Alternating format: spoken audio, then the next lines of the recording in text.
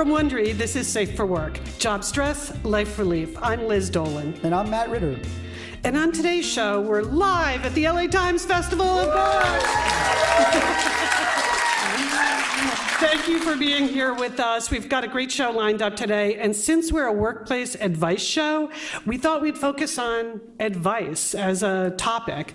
What it means to give great advice, because we would be happy to learn that, and how to tell good advice from the not so good stuff. We're going to be talking with Steve Almond, one of the co-hosts of a really great advice podcast called Dear Sugars, about how he approaches his job of telling people how to live their lives. And later in the show, we will be joined by author, comedian Sarah Benincasa, who is seated here in the audience, whose latest book, Real Artists Have Day Jobs, is chock full of great advice for people looking to break into the creative industries. And we also have a special guest who's going to give me her tips on how to work well with my co-host here. Guess who that's going to be? Yeah, big surprise. But first, Liz, I want to ask you, what is the worst piece of work advice you ever got? Well, there are so many bad work advice cliches that I would like to just, cancel, right? The first is follow your heart. No. Sometimes my heart tells me to lay on my couch with my dog and watch the season finale to Scandal. That is really what my heart tells me to do, but that is not a job. My heart tells me to do the same thing. I know. Another thing that people say that is really bad advice is do what you want and the money will follow. Again, using the previous example of laying on your couch watching the finale of Scandal, you're not going to get paid to do that. No, I quit my job because I was following my dreams, but they don't tell you that your dreams come with an air mattress. And another bad advice cliche, which maybe you fell prey to, Matt, is go to law school, because law school is a good all-purpose credential that you can fall back on. And I just want to say to everyone listening, at the point where you're falling back on anything, your career is not going in the right direction. I fell back into $180,000 in today. That's what I fell back into. I got a couple of bad pieces of advice. I guess this was more like I thought it was a mandate. I was working as a corporate lawyer. I got this one, which was, you could just put your phone on vibrate at night. And so I actually have PTSD because 5 years of having my phone vibrate all throughout the night from law partners who thought I was on call like an emergency room doctor. That's the life of the young associate? Yeah, that's the life of the young associate. Yeah, that was a pretty bad one. I think the absolute worst piece of advice I got, like in real life, is when someone said, do good work and you will get noticed. Okay, that is absolutely 100% not true. That's not true? No. Are you still waiting for that, Matt? Well, no, that's not the way it really works out there. No, the do good work part, I heartily endorse do good work. But you're not going to get noticed sitting in your cubicle, just sort of filing away, doing your thing. It's important to let people know what you do. Whether it's your boss or your colleagues, or you're trying to build a reputation for yourself out in a particular industry, you should do good work, and then you should let people know about the good work you're doing. Now, don't go crazy with that. Don't be in self-promotional mode all the time. But nobody's just going to be wandering by and notice that, gee, she's great or he's great. You have to really put as much effort into that as you do to your work in the first place.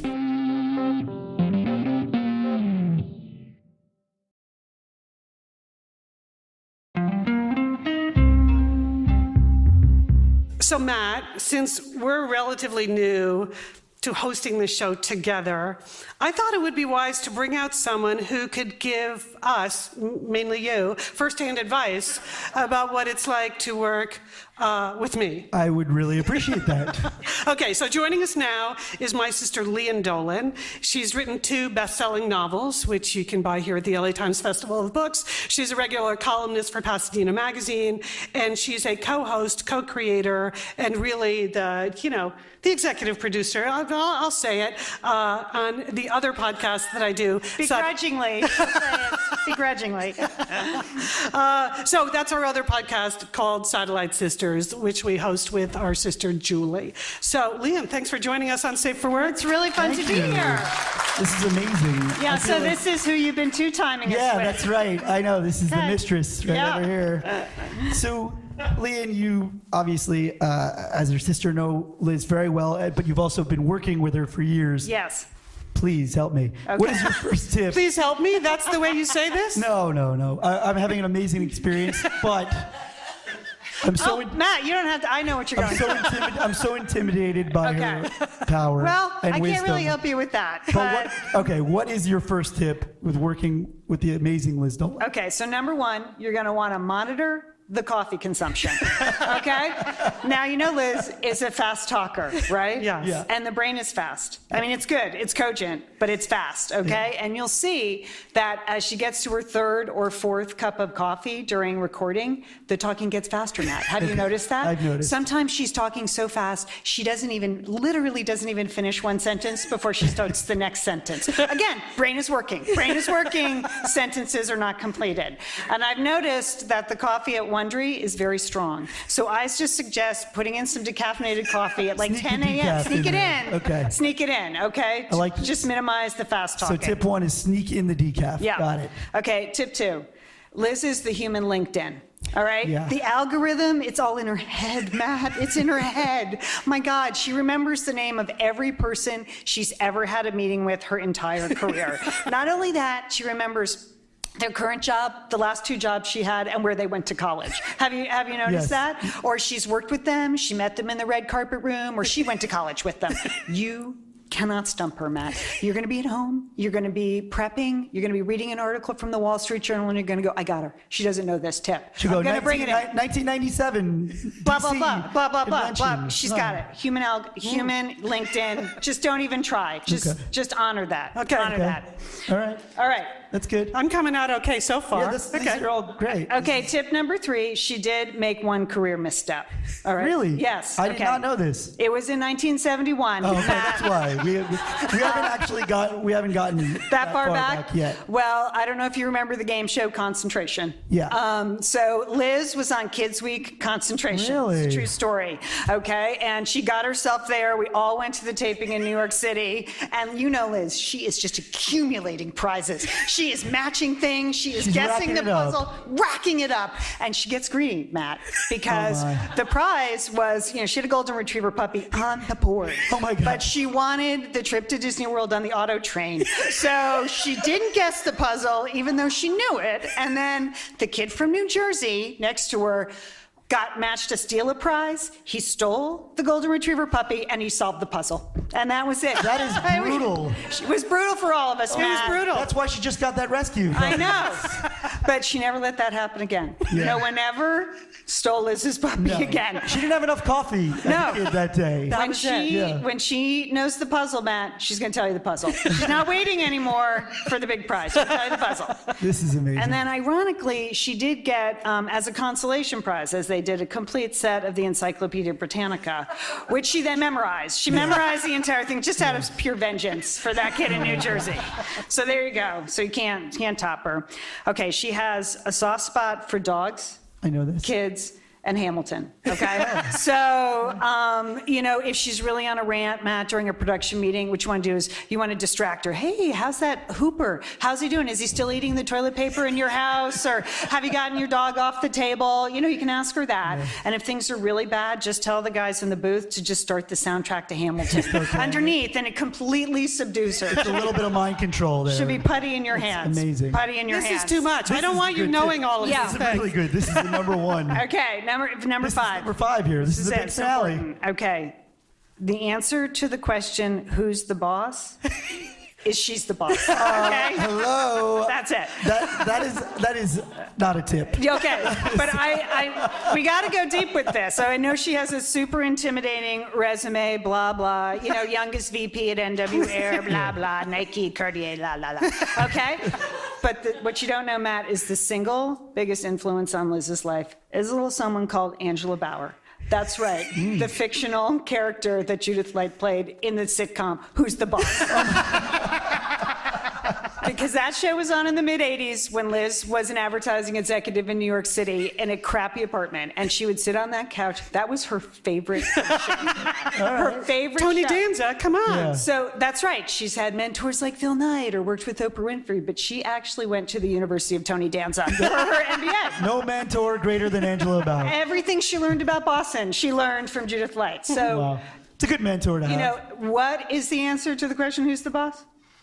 Liz Dolan is the boss. She's the boss. That's it. That's all you need to know, Matt. Thank you so much. Wow. Dolan, everybody. 5 and 5. Wow. I don't even have time to rebut. Thank you, Liam, I mean, do for you bringing agree me with back all to that? I mean, I that think dark it- moment on that concentration Yeah, we gotta get you stage. back on concentration. Is that still on the air? No. I don't know. Yeah. Anyway, we gotta get you on a okay. game show. Thank you so Liam much, Dolan, Liam. thank you so much.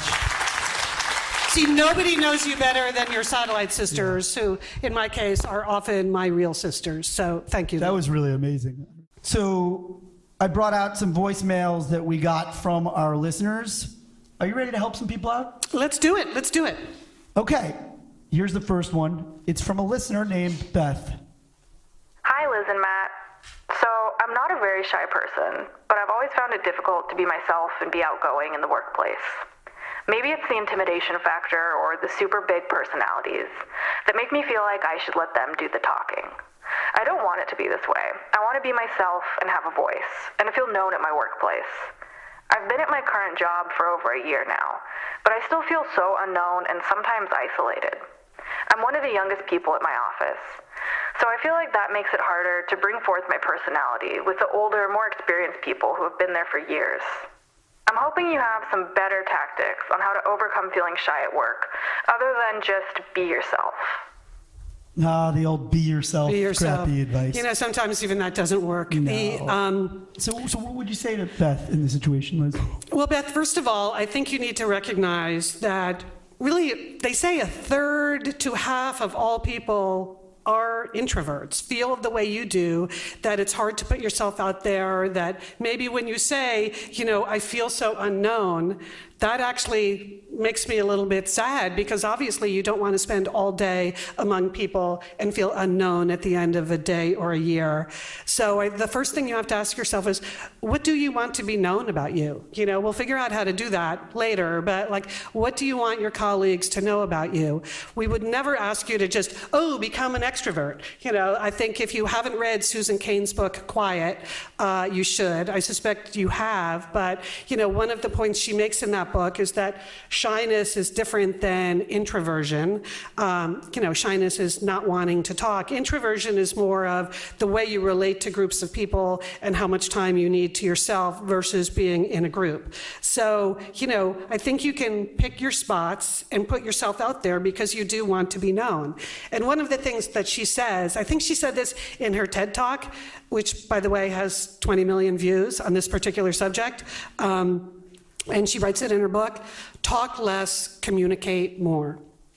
And I think that's what you have to figure out. How do you want to communicate who you are without us telling you, like, just go, just barge into those conversations. Just do what Matt would do. Just stand by the water cooler and engage everyone who comes by, right? I am that person, but it's funny. I identify with this question not so much. I'm not an introvert by any stretch of the imagination, but I was a corporate lawyer hiding my creative spirit. So I was actually becoming more introverted in the workplace than I normally am as an individual. So I also relate to this idea of hiding my identity in the workplace.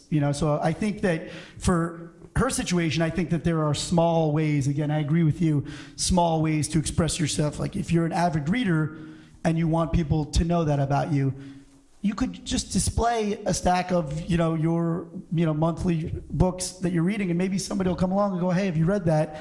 And you might strike up a conversation with somebody in the workplace. Yeah, here would be my tips, Beth.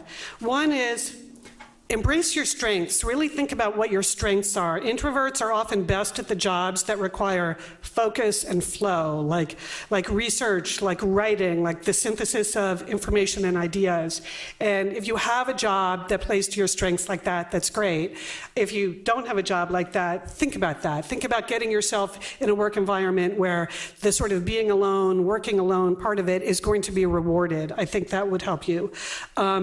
I would also say that instead of sweating through a whole meeting, and you mentioned that everyone's older than you and they've been around longer, so instead of sweating through these whole chatty meetings where everyone's trying to get a word in edgewise, often it's good to ask a question instead of feeling like you have to have some big position you're explaining to the people that you're slightly intimidated by.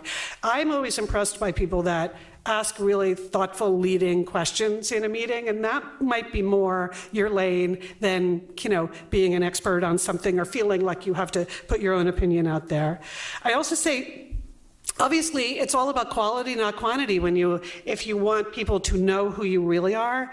So focus on meaningful conversations, meaningful disclosures. Don't feel like you have to, sort of talk to everyone about everything. A lot of offices have social events. Some of them might be, they always say for introverts, do the kinds of events where people are doing something. I know, well, like you just had a scavenger hunt yesterday, Matt, right? Yeah. So I'm not saying it has to be a scavenger hunt, Beth, but introverts are often good. Like if everyone in a group is out doing things, it allows you to participate equally versus just a night standing in a bar, which is probably your worst nightmare. So you want to be able to communicate and get to know your work people, but in the ways where you can be your best self. I was going to say, I also think a lot of people internalize the office as a big unit that they have to break through, or a clique that they have to break through, instead of going, that's a person, just one person talking to one person. I think if you think of it that way, it's a lot easier than going, I have to have the office get to know me. That's so much more intimidating to do. And I also think you have to just say sometimes, what is the penalty here? I mean, what is the worst thing that happened if you just float out a little bit of your personality? There's not that much of a downside to it, I don't think. Yeah, I think for an introvert, you're right, put it out there. They just need a little bit more time. The research says they need a little bit more time to recharge their batteries after doing that. So you can do both things, Beth. Yeah. And good luck. We want you to be known. Or just bring a karaoke machine to work and then you'll figure out. Okay, don't do that, Beth. Do not do that. Okay, Liz. All right, you're right. No karaoke machine. I think that covers that one. So, Liz, it's been a few weeks with my Nectar mattress. How's it working for you? My back is thanking me. You look very well rested, Yeah, Matt. You do. I'm rested. I'm rested. I had a really flimsy mattress that outlived its expiration by maybe 5 years.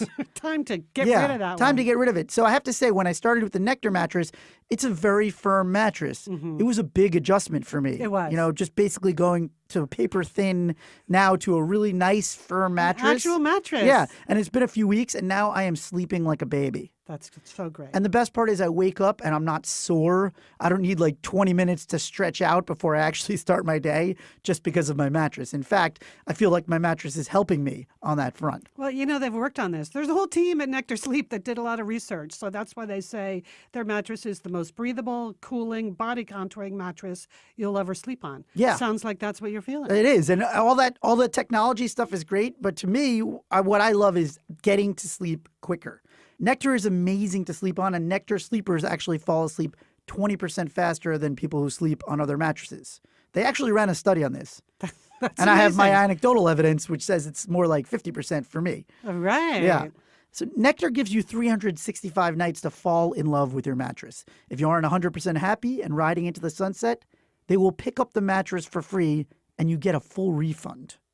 And Nectar promises a forever warranty on your mattress. Forever is a very long time, Yeah, Matt. that's good. amazing. Nectar has an incredible deal for you right now.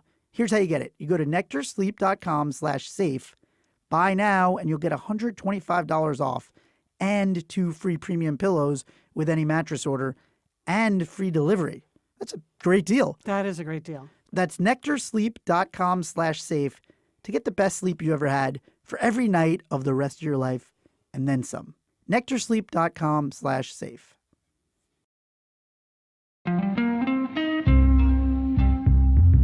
Okay, welcome back. While we were at the Festival of Books, we got the chance to speak with Steve Almond. Steve's a prolific author and essayist, and along with Cheryl Strayed, he co-hosts the New York Times podcast, Dear Sugars, which is really one of my all-time favorite podcasts. They give such thoughtful advice. So I'm glad we were able to talk with him before his event at the festival. Steve Almond, thanks for joining us on Safe for Work. Happy to be here. We're here in the corner of this little media room. It's amazing. Yeah, it's going to be some background noise. Thank you for There'll be squeezing us in, though. Listeners might be able to sense the author anxiety. Yes. It's kind of like an ambient fog that's going to be rolling in. So good to be here. So I just love Dear Sugars so much, and you and Cheryl are both so great on that. How did you get into the advice biz? Because Yeah. you're a writer and a thinker and a speaker. Right, So and not a Dear Abbyer. Yes. Yeah, so I mean, probably characterologically, it comes from being like you, probably somebody who's offers lots of advice and probably can run other people's lives far more effectively than our own. I Yeah. think there's a certain character type. That program is, based on my having written a kind of funny tongue-in-cheek advice column for this obscure website, The Rumpus, Yes. that I then handed off to Cheryl, it turns out very wisely, because she was the real sugar. And then she wrote these beautiful columns that Beautiful. became a kind of cult phenomenon. And BUR, the folks at WBUR, the NPR station in Boston, wanted me to do some kind of podcast. We hadn't landed on anything. And the producer was a fan of Cheryl's columns and said, could you ask Cheryl? And I was like, all right, I'll ask Cheryl. Maybe she'll say yes, miraculously for the second time, stupidly. And she has some kind But of you got weakness her. for anxious Jewish men. She said, yes, I'll do it.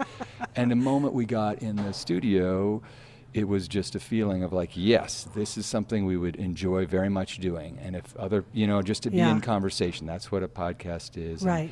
And Cheryl's attitude towards advice giving is lines up with mine, which is How would you describe what your attitude is? well, that it's people really want to tell their story. Yes. That human beings are a confessing species and a storytelling species. And more than giving people advice, like I'm sitting in the seat of judgment and wisdom and here's what you should do, that your job is to listen very carefully to what they're struggling with. Try to think about moments in your life where you had some kind of struggle that was similar so they understand that, and almost even just speak back to them and say, here's what it sounds like you're struggling with. Here's what you seem to have figured out as evidenced by this eloquent, smart, thoughtful letter, and here's maybe some things that you're telling us but you don't realize you're telling us. So it's not, she flipped the advice construct on its head. It's not I'm in a position of wisdom and power and I'm omniscient and I will give you the advice. Exactly. It's much more, gosh, it's hard to be a human being and struggle with what you struggle with, and we're here to kind of be in that struggle for 20 or 30 minutes with you. Yeah. That's kind We of very much agree with that Yeah, philosophy. I mean, we try to do the same thing because Safer Work is all about people spend so much of their time and emotional energy on their job that if it's Yeah. not satisfying, it can be just as debilitating as any other kind of terrible relationship, right? Yeah, well, and also work now has assumed all this extra emotion and valence because people spend so much time there, and they essentially, as other forms of identity have broken down, people are moving around the country and so forth. There are all these, like, work family becomes hugely important, and all the Yes. relationships you never worked out when you bolted from your family, somehow those people They show up in the they cubicle show next up in to the you. cubicle It's next amazing to how you, that right? works. Yeah, exactly. So there's all this kind of displaced familial energy and anxiety that plays out. People are just replaying the same kind Yeah. of traumatic situations and struggles over and over again. They're telling a certain bad story about themselves and what they deserve, and how their relationships are going to go, and it shows up everywhere. But because Americans are kind of uniquely anxious about work and and achievement, work identity. exactly, they don't have maybe as much as other cultures a sense of having an identity, and work is just one part of it. Yes, Yeah. exactly. A lot of what you and Cheryl get asked about, it's a version of what Matt and I get asked about, which is, should I stay or should I go? Right. And on Dear Sugars, it's often about romantic relationships, marriages, all kinds of things. Yeah. We always get asked, like, should I stay in this job? This does not feel right. I feel a huge amount of responsibility when people ask us that. Yeah, I mean, I think the idea, the reason that this approach that we take, I think, is comforting to people is because we don't say usually, yeah, you should or you shouldn't. We say, here's the questions you should be asking about this. Yeah. Sometimes it's quite obvious, and letter writers, I'm sure you've experienced this, are basically waiting for somebody outside of themselves to say, yeah, your boss is harassing you. They know the you right don't like answer. it. It's a dead end. It sounds like you're telling us and waiting for us to say, yeah, you should leave. But there's another sort of letter where it's much more ambivalent, and the person's frightened of change because everybody's always fighting that, and they're sticking with something that's safe but probably constricting them in Yeah. particular ways. And it's we try not to say you should do this, you shouldn't do that. We try more to say it sounds like that's a hard place to be, and maybe give them the sense that they are going to struggle with this for a while, and then they'll figure it out. Everybody stays in the job for 2 years too long. I can't think of a job I haven't stayed in too long. Really? Yeah, I think that's what It's people always do. too long. People are fearful of change. They don't want their lives disrupted. they might have issues around economic insecurity that's Yes, of also a big course. deal, and their identity suddenly. So they always stick around too long. Nobody leaves the party 5 minutes too early. And if they do, they're racked with guilt. Yeah. And I shouldn't have left. I stayed in Big Law 5 years too long. You did? 5 years. So you could talk to anybody, and they would say, if you say, did you leave the job when you should have? Everybody will tell you, I stayed too long. I Yeah. needed to. It's like John Prine says, your heart gets bored with your mind, and it changes you, but it takes a while. Yeah. I know you often say to people, I've heard you say to people, think of it karmically, you Yeah. know, but karma plays out over such a long time. Yeah. Right? I think that's hard if you just have a toxic coworker in the cubicle next to you Yeah. to think about, well, someday that's going to catch up with Yeah. them. Yeah, but ultimately, so what I tend to say is like golden rule this. If you're trying to figure out whether you're the reasonable or unreasonable actor, just golden rule it. Say, would Yeah. I behave this way towards this other person?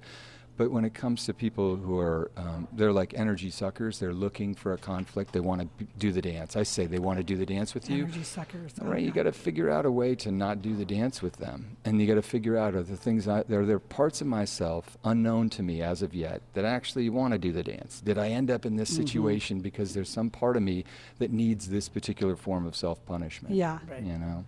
That's why people find themselves in the same situation over Right. and over And again. sometimes they'll say, I can't understand. This keeps happening over and over again. And you're like, dude. It's you, dude. You've Takes met two the to enemy. tango. Right. And Yeah. not in a critical way, but this is what everybody's doing. Yeah. Is trying to sort of edit themselves towards some kind of self-actualization. But there's always these steps before you've reached it, or ways in which you're engineering your own drama. And sometimes you're just stuck because it's work and you don't have a choice about whether Yes, to be right. there. You have to support yourself. You have to support yourself. You're on a particular team.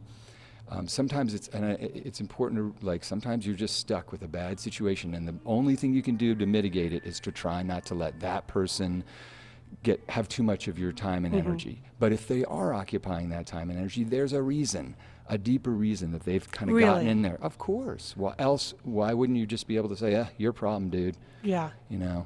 Right? If there's something that Right. snags. The DNR, the do not respond, you can normally do, but occasionally, you're right, someone will. And if they're pressing those buttons, it's because those buttons were programmed in there long before they came along. So what do you do about that? How are we supposed to help that?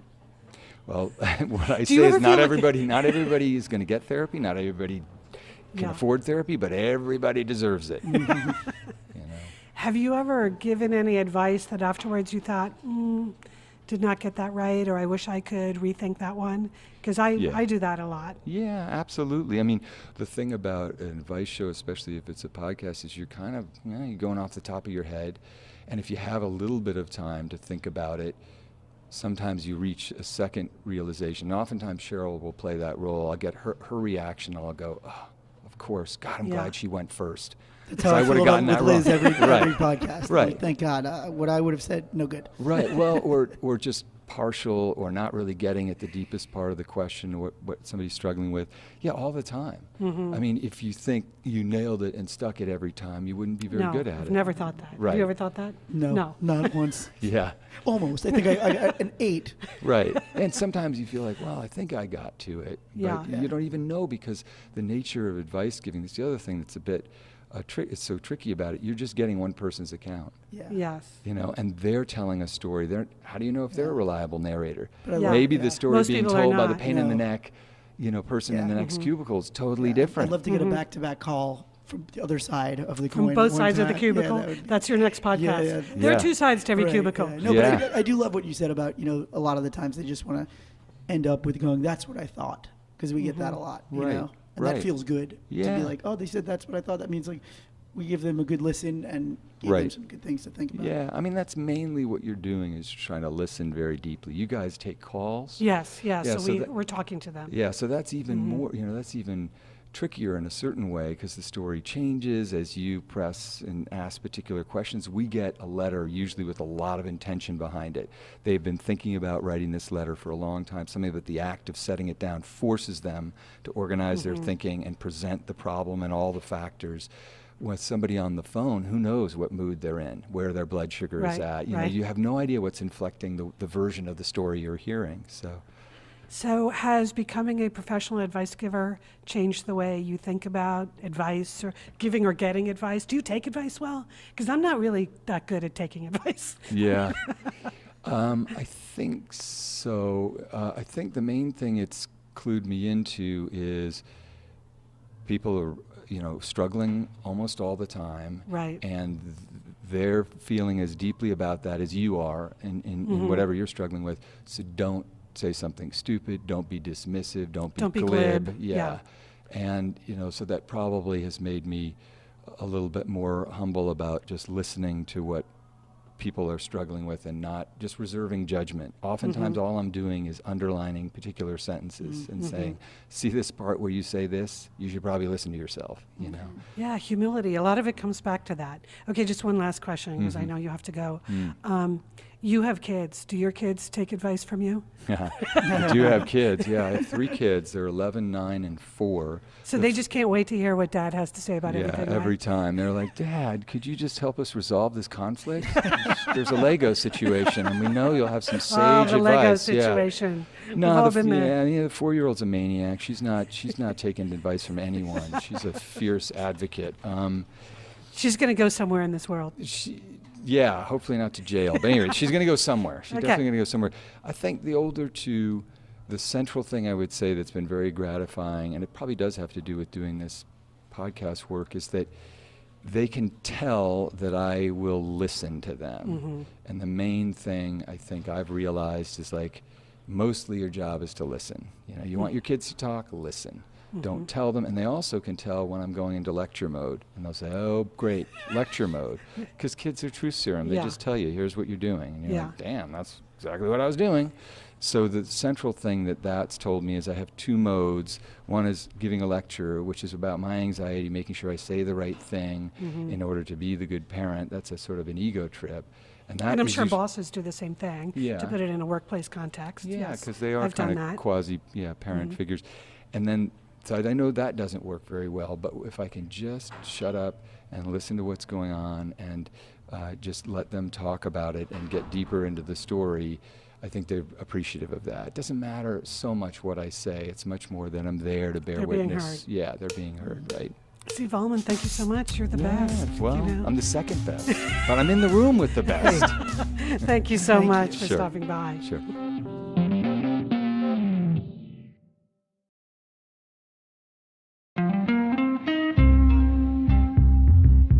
Okay. Obviously, we are here in the flesh now, but if you want to email us with a question about your situation at work, you can reach us at safe@wondery.com. Again, our email is safe@wondery.com.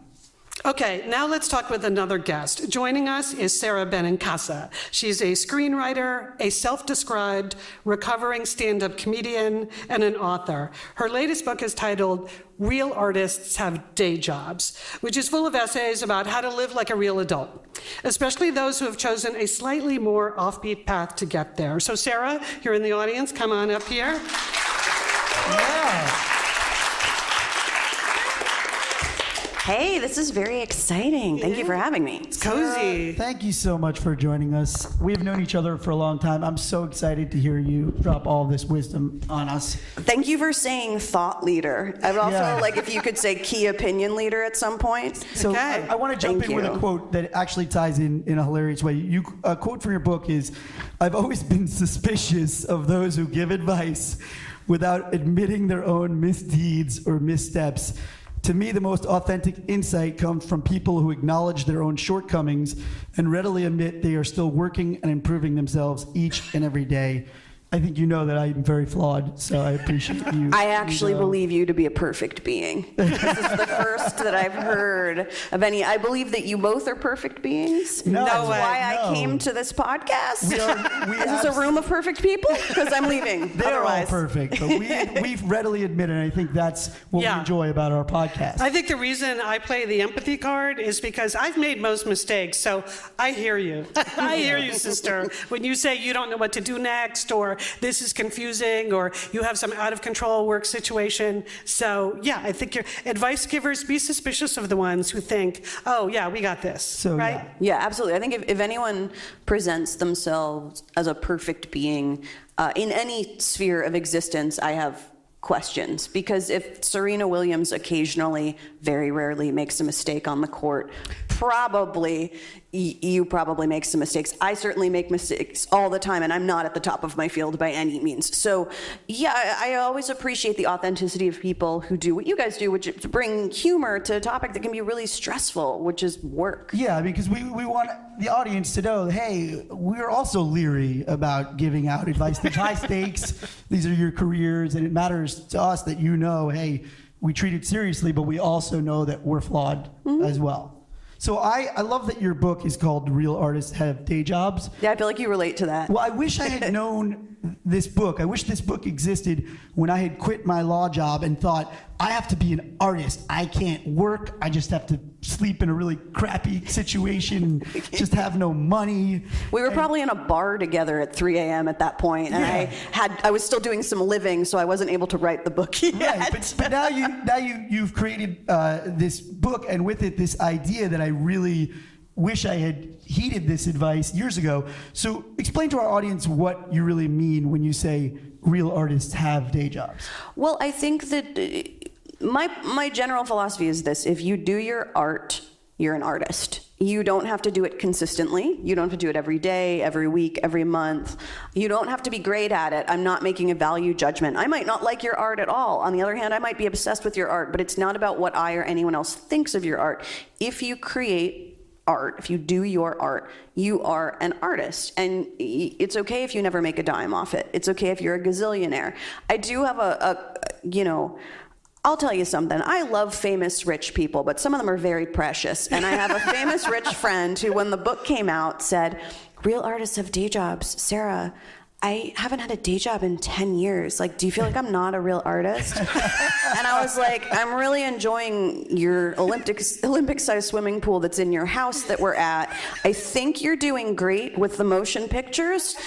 This also, like, not everything other people do is about you, which is a conversation we have a lot. And so it's not that you have to have a day job or that you have to struggle economically to, the myth of the starving artist is a dangerous thing, or that there should not be a lure attached to that life, because it's a tough one. But yeah, do your art, you're an artist. So for those of us who don't know your background, why don't you give us a little of your background, jobs and life? Oh, I thought you meant like, well, my mother's people are Sicilian, but really like Spanish, and my great grandma was Druze, but we just found out. I want your 23andMe. Yeah, thank you. Great. Dad's side Irish. I use mom's maiden name. It's a whole thing. Okay. I was born in New Jersey, and it was a journey. Okay, so I wanted to be an author from when I was little. My mom was a public school librarian for kids for 25 years. My dad is a global VP now at a Fortune 500 company, and that's why I got to go to college, so that was sweet. I went to school to study creative writing, and I wanted to be a journalist, but I didn't like the work. So I was like, I'll just make stuff up. How do I enable that? So I decided to be a teacher, and I love teaching. I still teach and coach sometimes, writing, mostly for adults. But I got my undergrad at Warren Wilson College in Asheville, North Carolina. I got my master's degree in teaching at Teachers College at Columbia University in the city of New York. And then when I was student teaching at the Bronx High School of Science, and at night I would go to night classes at Columbia. And a friend of mine, Caroline, noticed that I was kind of down one night. She said, I think that teaching isn't making you happy. And I said, well, I love the kids, I love books, I'm having a good time. And she was like, yeah, but you should do comedy instead.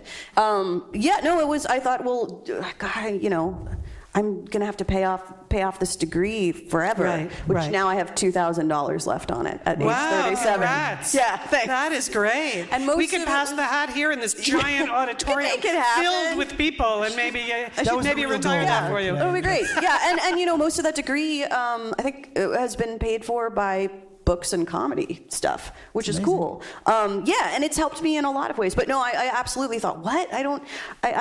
Why should I do comedy? Just because I make jokes in class doesn't mean I should do stand-up. But she had spent a lot of time, working on stand-up comedy shows and stuff, and was like, I think you would enjoy it. I think those are your people, and you need to go to them.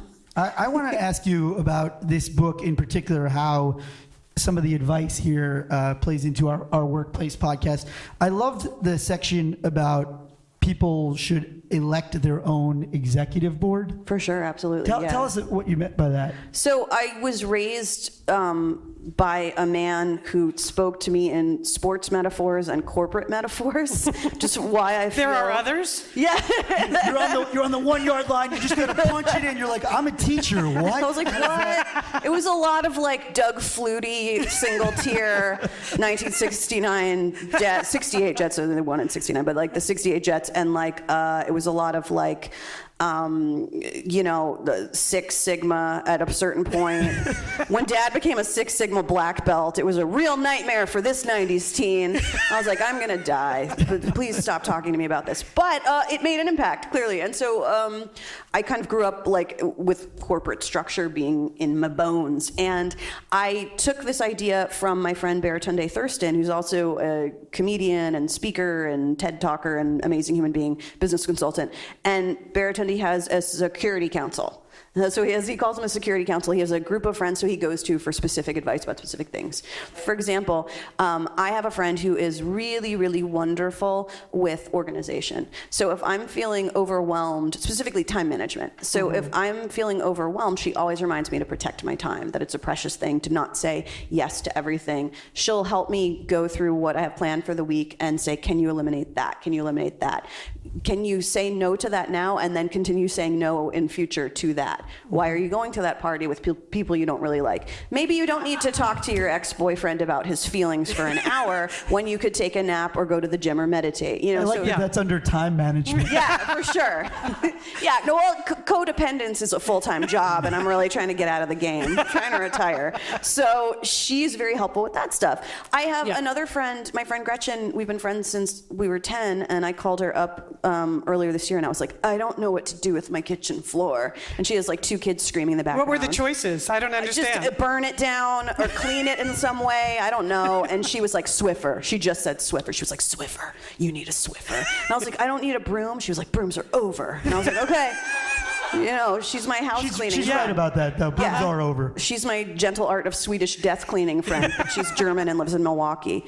But I'm sure you guys have people in your life who are particularly brilliant at certain things, but you wouldn't call them about other things. Right. And you're there for them for certain things, but they would not contact you for. Yeah. I love that. I love that concept, and I think it's very applicable in the workplace because a lot of people just think one person is their go-to for everything, and they kind of maybe in some ways burden them with things that not necessarily are in their wheelhouse. What you're talking That's why I never understood the idea of having a single mentor. I know it's great to have a mentor at work, someone that really cares about your advancement and your development, but there are a lot of other people you're going to need and who will have great advice for you that one person is not going to be able to provide. Oh, absolutely. And I think that it will perhaps extend the life of your relationship and certainly increase the health of your relationship with that person if you don't look to them for every single thing. About what to do about your kitchen floor. Exactly.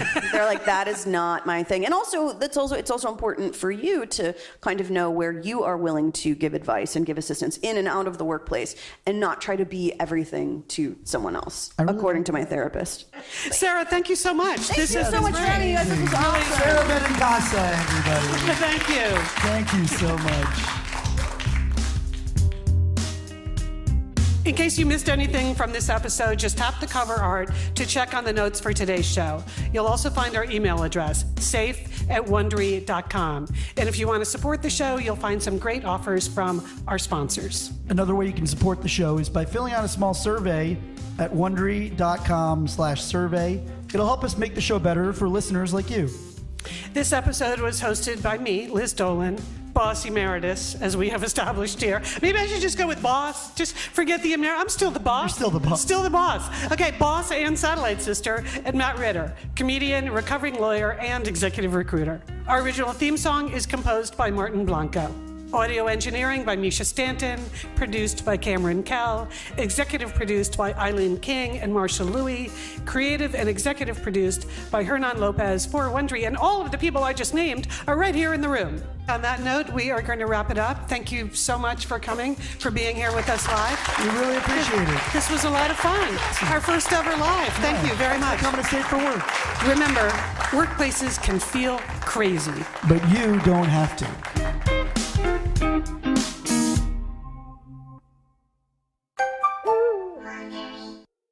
So here's an interesting question, Matt. Can you learn to trust and rely on a coworker you can't stand? Is there something you're trying to tell me, Liz? No, really, but seriously, check this out. On Ted's new podcast, Work Life with Adam Grant, there's an episode where they go inside a place where you just have to get along.